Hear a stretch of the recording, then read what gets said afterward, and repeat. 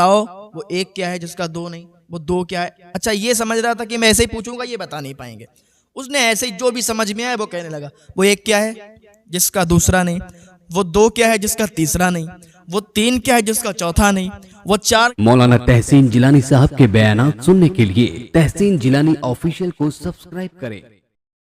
हजरत बायजीद बुस्तामी बहुत बड़ा मर्तबा है इनका। हजरत बायजीद बुस्तामी रास्ते से गुजर रहे थे तो ईसाइयों की मजलिस लगी हुई थी और ईसाइयों का बहुत बड़ा आलिम वो दर्स दे रहा था, तकरीर कर रहा था। तो हजरत बायजीद बुस्तामी जाके उसी मजलिस में बैठ गए।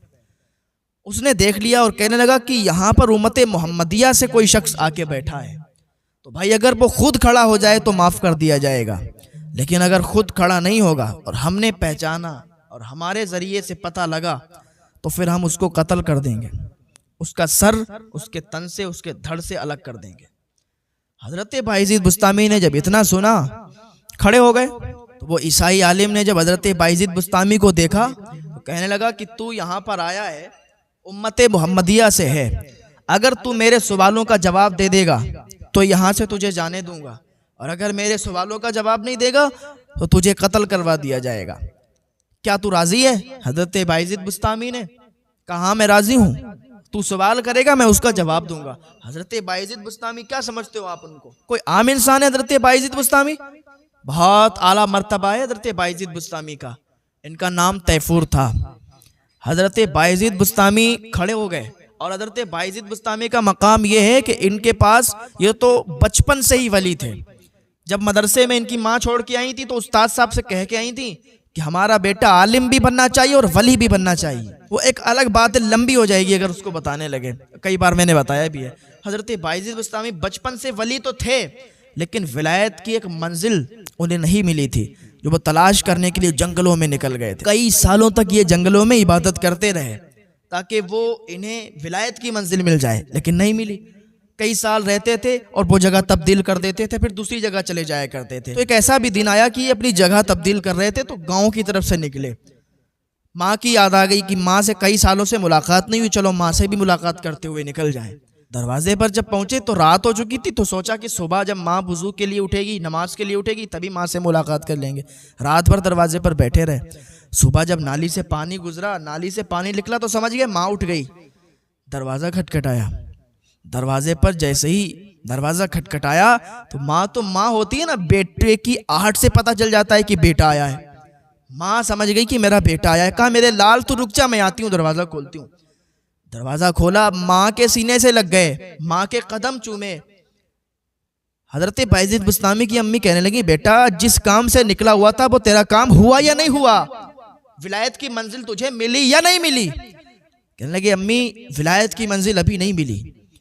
उसकी माँ ने जब इतना सुना, हजरत बायजीद बुस्तामी की अम्मी ने जब इतना सुना, कहा तुम्हें विलायत की मंजिल ही नहीं मिली और इतने साल मुझसे दूर हो, इतने साल जंगल में इबादत के लिए गए हुए हो और इतने साल हो गए तुम्हें विलायत की वो मंजिल नहीं मिली? कहा अम्मी अभी नहीं मिली, उसी वजह से मैं रास्ता तब्दील करके जा रहा था, मैंने सोचा आपसे मुलाकात कर लूं। हजरत बायजीद की अम्मी ने हाथ उठाए, अय अल्लाह मेरा बेटा तेरी राह में निकला है और कई सालों से तेरी राह में निकला है, तेरी इबादत में लगा हुआ है, लेकिन विलायत की वो मंजिल से नहीं मिली जो ये तलाश में लगा है। अय अल्लाह मेरे बेटे को विलायत की वो मंजिल अता फरमा दे। कहते हैं किताबों में लिखा है हजरत बायजीद की अम्मी ने जब इतने हाथ उठा के दुआ की थी तो हजरत बायजीद बुस्तामी जो जंगलों में तलाश करने के लिए निकले थे तब उन्हें विलायत की वो मंजिल नहीं मिली थी। माँ ने अभी सिर्फ हाथ उठाए थे, माँ ने हाथ उठा के दुआ की थी तो हजरत बायजीद बुस्तामी को फौरन विलायत की वो मंजिल अता हो गई। तो माँ की दुआओं में ये असर होता है। हजरत बायजीद बुस्तामी इनका मर्तबा बहुत बड़ा है। मैं जिक्र कर रहा था, मैं बात कर रहा था हजरत बायजीद बुस्तामी की। जब वो मजलिस में बैठे तो वो कहने लगा कि अगर मेरे सवालों का जवाब दे दोगे छोड़ दिए जाओगे, नहीं दे पाया कत्ल कर दिए जाओगे। बायजीद बुस्तामी ने चैलेंज एक्सेप्ट कर लिया। ठीक है मुझे एक्सेप्ट है, मैं राजी हूँ, लेकिन मेरा एक सवाल होगा। भीड़ लगी थी मजलिस, और इनकी मजलिसें जब होती थी तो कम थोड़ी आदमी आते थे, बहुत बहुत आदमी हुआ करते थे, बहुत ज़्यादा ईसाई जमा थे। हज़रत बायजीद बुस्तामी ने लोगों की तरफ देखकर कहा कि भाई ठीक है मैंने चैलेंज को एक्सेप्ट कर लिया, लेकिन पूछो आप अपने आलिम से, पूछो आप अपने आलिम से, क्या मेरा भी एक सवाल है, उसका जवाब दे सकते हैं। मैं इनके जितने भी ये सवाल करेंगे मैं देने के लिए तैयार हूँ, लेकिन अगर मैं एक सवाल सिर्फ इनसे करूंगा, अगर ये तैयार है तो फिर ठीक है। तो लोगों ने कहा ये इतने सवाल करेंगे और आप एक सवाल करोगे, ये बिल्कुल जवाब देंगे। और उनके आलिम ने भी कह दिया कि ठीक है भाई, आपका एक सवाल है मैं जवाब दे दूंगा। कहा ठीक है। तो उस ईसाई आलिम ने सवाल करना शुरू कर दिया। ठीक है, बताओ वो एक क्या है जिसका दो नहीं, वो दो क्या है। अच्छा, ये समझ रहा था कि मैं ऐसे ही पूछूंगा ये बता नहीं पाएंगे। उसने ऐसे ही जो भी समझ में आया वो कहने लगा। वो एक क्या है जिसका दूसरा नहीं, वो दो क्या है जिसका तीसरा नहीं, वो तीन क्या है जिसका चौथा नहीं, वो चार क्या है जिसका पांचवा नहीं, वो पांच क्या है जिसका छठा नहीं, वो छह क्या है जिसका सातवां नहीं, वो सात क्या है जिसका आठवां नहीं, वो आठ क्या है जिसका नवा नहीं, वो नौ क्या है जिसका दसवां नहीं, वो 10 क्या है जिसका 11वां नहीं, वो 11 क्या है जिसका 12वां नहीं, वो 12 क्या है जिसका 13वां नहीं, वो 13 क्या है जिसका 14वां नहीं। मतलब अपनी मर्जी से जो भी जहन में आता गया वो सवाल करता गया। हजरत बायजीद बुस्तामी ने कहा रुक जा भाई, ठहर जा, पहले इतने सवालों के जवाब तो ले ले। कहा बताओ। कहा वो एक अल्लाह है जिसका दूसरा नहीं, वो दो दिन और रात हैं जिसका तीसरा नहीं, वो तीन लौह कलम कुर्सी हैं जिसका चौथा नहीं, वो चार तौरेत जबूर इंजील कुरान मजीद जिसका पांचवा नहीं, और वो पांच वक्त की नमाज है जिसका छठा नहीं, और वो छह दिन में अल्लाह ताला ने जमीन और आसमान को पैदा फरमाया जिसका सातवां नहीं। हाँ, वो 7 आसमान है जिसका 8वां नहीं। कहा वो 8 फरिश्तों ने अल्लाह के अर्श को उठाया हुआ है, पकड़ा हुआ है। कहा 9। कहा 9 हजरत सालेह अलैहिस्सलाम की कौम में 9 बड़े बदमाश थे। कहा 10। कहा 10 अगर हज में किसी से गलती हो जाए तो 7 रोजे वहां रखने का हुक्म है और 3 रोजे घर पे रखने का हुक्म है। कहा जिसका 11वां नहीं। कहा 11 हजरत यूसुफ अलैहिस्सलाम के भाई थे जिनका 12वां नहीं। कहा 12 बताओ। कहा 12 अल्लाह ताला ने 12 महीने बनाए हैं जिसका 13वां नहीं। कहा 13 क्या है। कहा 13 हजरत यूसुफ अलैहिस्सलाम ने अपने वालिद साहब से कहा कि मैंने 11 सितारे, एक चांद और एक सूरज को ख्वाब में देखा कि वो मुझे सजदा कर रहे हैं जिसका 14वां नहीं। कहा ठीक है। सबसे बेहतरीन सवारी। का घोड़ा। का सबसे बेहतरीन दिन। का जुमा। का सबसे बेहतरीन महीना। का रमजानुल मुकद्दस। का सबसे बेहतरीन रात। फरमाया लैलतुल कद्र। कहा ठीक है। अच्छा ये बताओ वो कौन सी चीज है जो बेजान है लेकिन सांस लेती है। कहा सुबह। कहा अल्लाह ताला फरमाता है कि मुझे सुबह की कसम जब वो सांस लेती है। कहा अच्छा ये बताओ कि वो कौन सी 14 चीजें हैं जिनको अल्लाह ताला ने खुद पैदा फरमाया और फिर इताअत का हुक्म दिया। कहा वो 7 जमीन और 7 आसमान, ये 14 चीजें हैं। अल्लाह ताला ने खुद इनको पैदा फरमाया और फिर इताअत का हुक्म दिया, तो ये 7 जमीन 7 आसमान अल्लाह के सामने झुक गए। अच्छा ये बताओ कि वो कौन सी ऐसी चीज है जिसको अल्लाह ने खुद पैदा किया और फिर उसको खरीद लिया।